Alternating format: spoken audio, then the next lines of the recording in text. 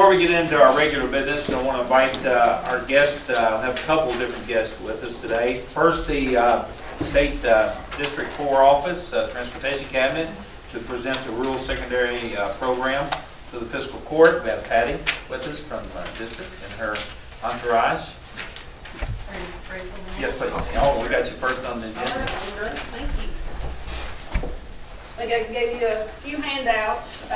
First, I want to mention from last year's program, the fiscal year 13-14 program, we had a carryover project. We had a slide repair on 1754 that we haven't been able to get to, but they're going to do it this spring. We had a lot of work with the tree trimming and a little bit short of staff, so Joe and them are going to get to that soon.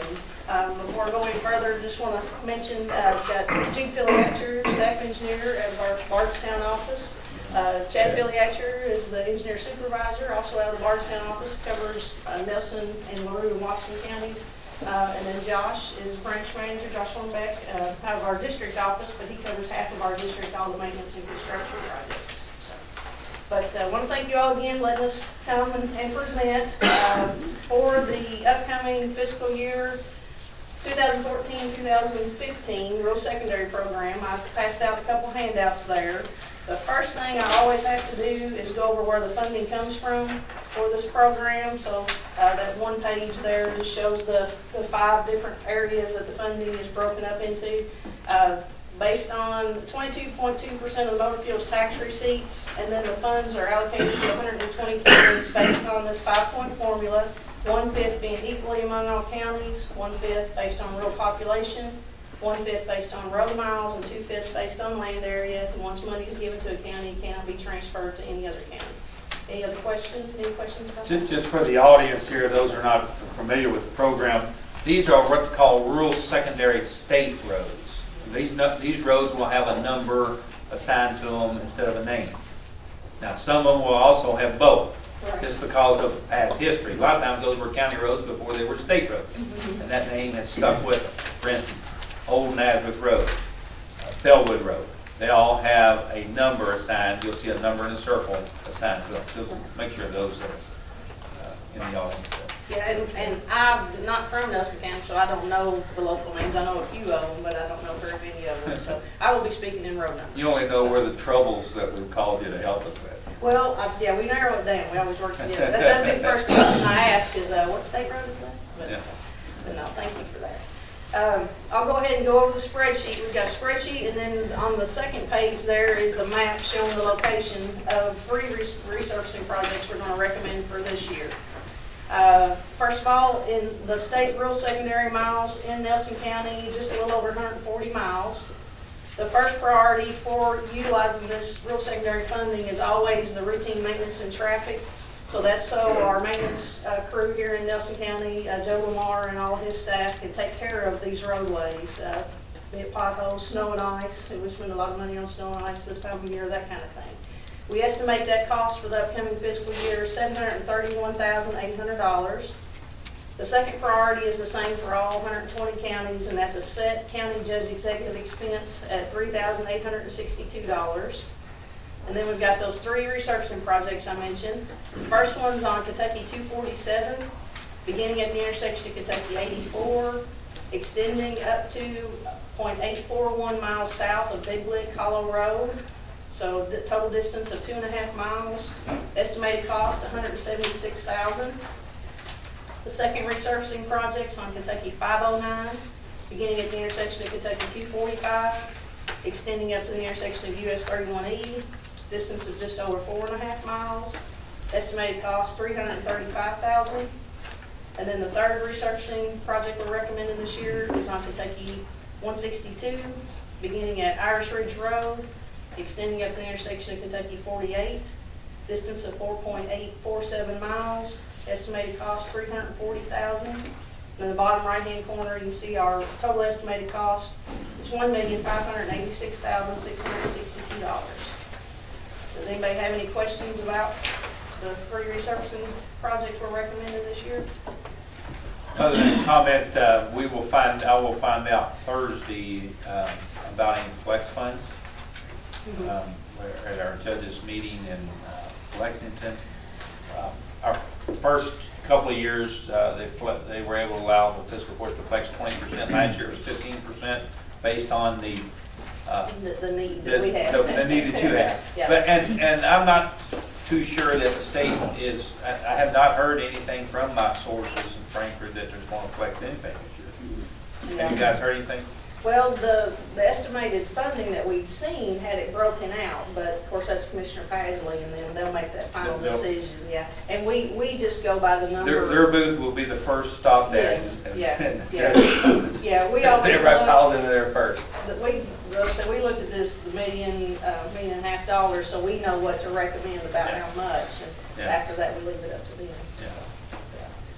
Judge, if you don't mind, I would like to mention with another pot of money, what we call MP, or the primary resurfacing fund, which is on our more higher traveled, higher volume routes. We do have some roads coming up this year in the program on US 31E in town there from South 4th Street, North 4th Street intersection up to the railroad crossing.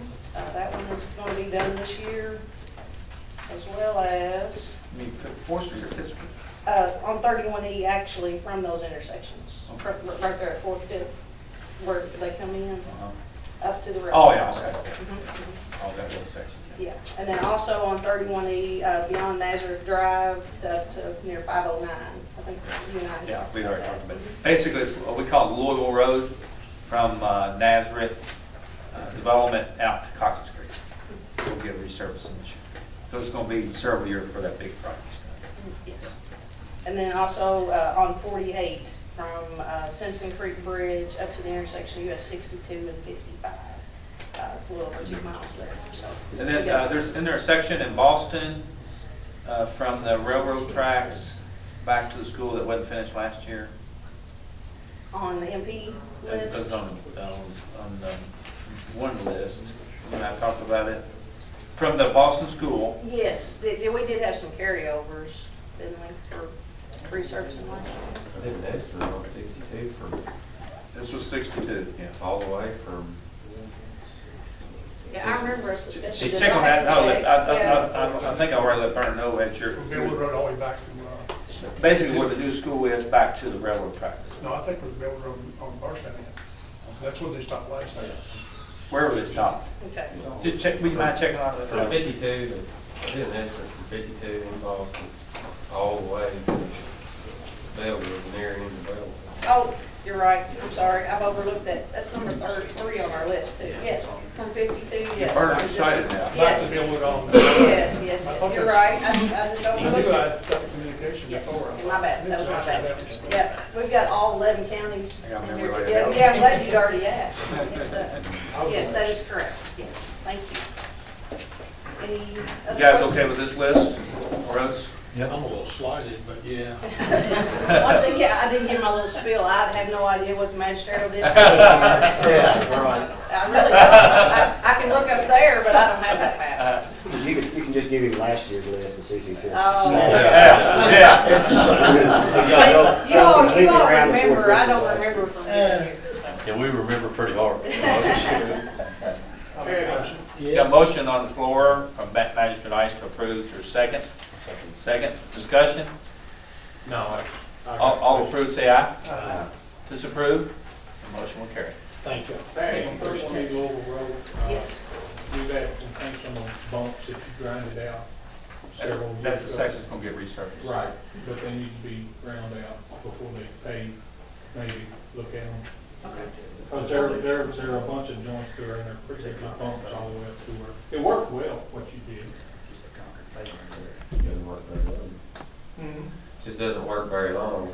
Yeah. Well, most of them stay out, but you But still. you're in a pickup truck and he's filled.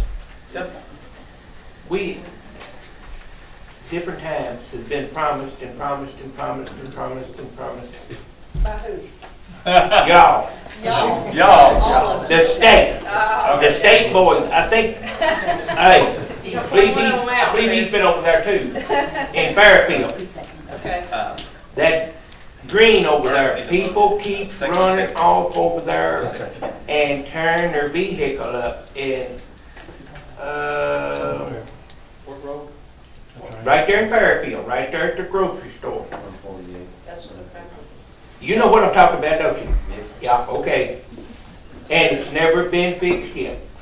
Is it something on? It's the tearing. guardrail or- No, Drop box. it's a dream. It's gonna have to be fixed. There we go, get that area. I'm telling you. Okay, I got it. I I got mean- that one and I got 1066. We'll look at both. 1066 I is don't already in remember the hall. promising you anything, so Oh, I'll check hey, it out. hold it. Joe's aware of 1066. Yeah. Joe, Judge said, that's okay, so we won't have to worry about it. But we got to do something about that in Fairfield. Okay, we'll check it Got out. to. All right. People is tearing their cars. Yes, Vernon. I want to thank you and your crew on the job you done, boss, and rotating those trees and trimming all back. A Thank you. lot of thank you guys for that. Well, I was gonna say, I think, this time of year, it makes a big Really big difference. difference. Yeah, as far as the ice and that kind of. 49 last year, Alvin. Keep on with that. Yours, 605. Hartstown and my district this time, thank you, thank all of you. Yeah, I'm so glad we were able to get those done, because like I said, it helps us maintenance wise, and it's, safety issues, so thank you all. I think Joe and his crew ought to be thanked too from Oh, the yeah. district office. Yes. So Yeah, they're they diligent. got a little heat on it. Yes. That's part of life. Yes, that's right, thank you so much. Thank you, thank you. Okay, next we have a presentation from the chief of the Bardstown Nelson County Fire Department. Wants to give the year-end report. Chief? Guys, I won't take up too much of your time. Just a little bit of information that I'll let you all kind of resolve at your own time. I'll let you guys. Now, if you don't, for the members of the public, this should be available on our website either late this afternoon or tomorrow. But just to touch on a couple of things, this is what we call our yearbook, a little bit of a wrap up for the year of 2013. And on the inside cover, I'll say that that's a letter from the chief that you can read at your own time. I'm not going to make points in that. But on the second page with the run reports, the Bardstown Fire Department totals this year were 263. That's down 10 runs from last year. And the Bardstown Nelson County Volunteer Fire Department was at 200, which is down 13 runs from last year, which we consider a success. Hopefully that's in public education and fire prevention coming into play. The runs are listed out by nature.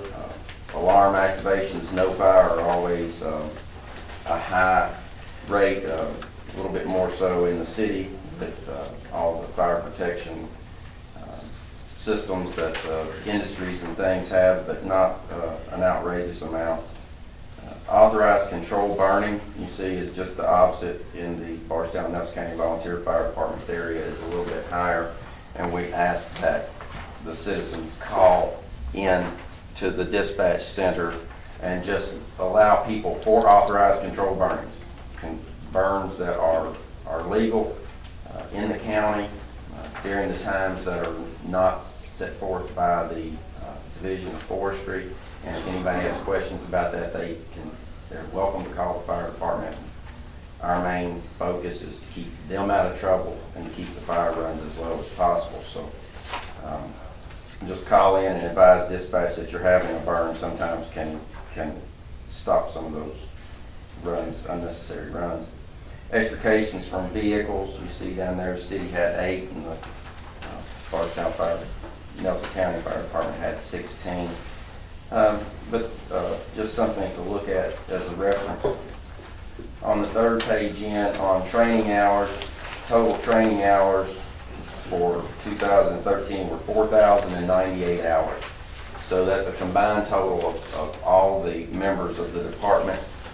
Last year's figure was 4,335 hours. And we intend this year with the training facility to get those numbers going back up. And as a matter of fact, our training discipline has been totally revamped this year, cutting some of the hours to make it more convenient for the volunteers and adding days that makes it more convenient to the volunteers and spreading it out a little bit more over the calendar year so that they can get their certifications in all fields and be well trained in fire as well. Under the highlights, of course, the training facility is going well and continues. I thank the court for their participation in that. Firefighter development, I've got several notes in this because I'm very pleased with that.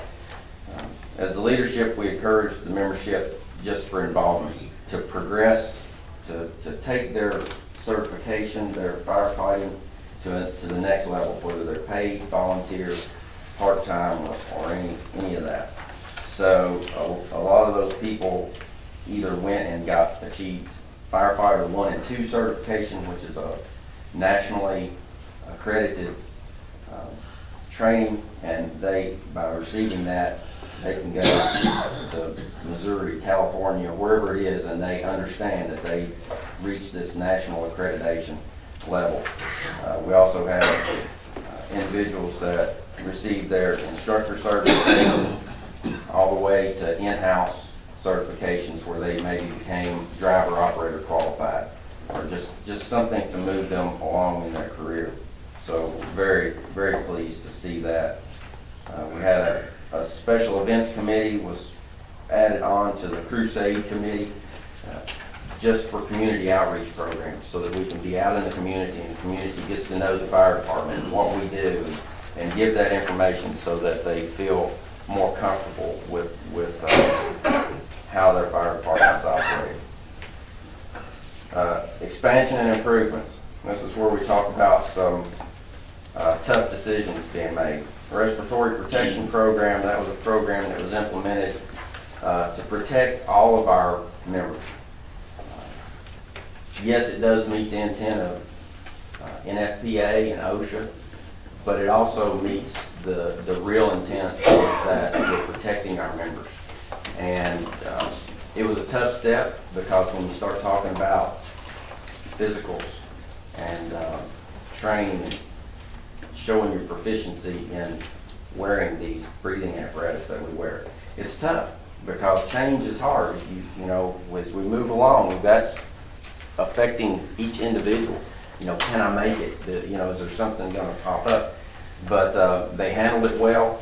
We went through it, and I think it has been a great, I think it has already been a great thing for our department, and it will continue to be and help protect our members into the future. We continue to improve our electronic mapping, working in combination with dispatch and Josh Kamek with the city as the GIS coordinator. A Knox box program, which allows industries to mount a box on their facility that we and only we have a key to, that is tracked as to who has the key and how many minutes they had the key. Took it out of a special box that retains that key. We can open that box and gain access codes, swipe cards, keys to their facility, and go into the facility without doing damage, without having to breach doors or open something. So that is a huge program that we hope to see actually adopted into city ordinance, and possibly moving on to the county. We'll talk with you guys as that develops. We went through and updated a lot of city ordinances. We found some that dated as far back as 1926 with penalties of $3 and $5. So those have been updated. The new substation in the Botland area we've talked about to a good extent, and that we hope to get actually built this year to help the people in that area, not only with their insurance service office ratings for lower insurance, but the real value of having that equipment in that area to respond to people's needs. We talked about the community outreach and the Crusade for Children. This year brought in $40,000 as compared to $34,600 last year. Great effort on the behalf of the fire department, but it says in there, and believe me, we realize this, that not a penny of that could have been raised without the generosity of the people from Bardstown and Nelson County. So we appreciate people going that extra mile. The National Fire Safety Council is a new program we've taken on this year, and we've already raised over $3,000 to support fire education in the school systems. So it'll be an actual curriculum-based fire prevention, fire education program in our school systems. We hope to reach every child at some point through the school system before they graduate. The last I'll kind of leave you with here is looking forward.